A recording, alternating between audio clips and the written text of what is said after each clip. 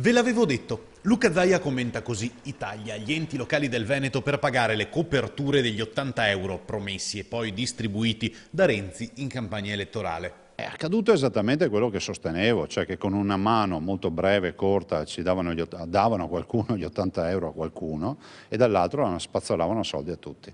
E io vorrei chiedere, visto e considerato che dovrebbe rivoluzionare l'economia questa iniziativa, se qualcuno si è accorto di qualcosa, perché a questo punto è meglio più che dichiarare fare le domande, qualcuno si è accorto di qualcosa. Se ne stanno accorgendo i sindaci. Il conto parla di 25 milioni di euro, una sforbiciata ai bilanci di comuni grandi e piccoli.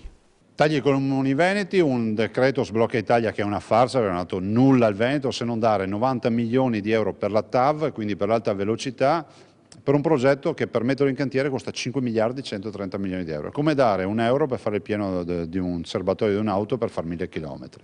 Sugli altri 2300 profughi in arrivo in Veneto annunciati dal Viminale e sulla possibilità che l'Austria sospenda Schengen, Zaia poi usa parole forti.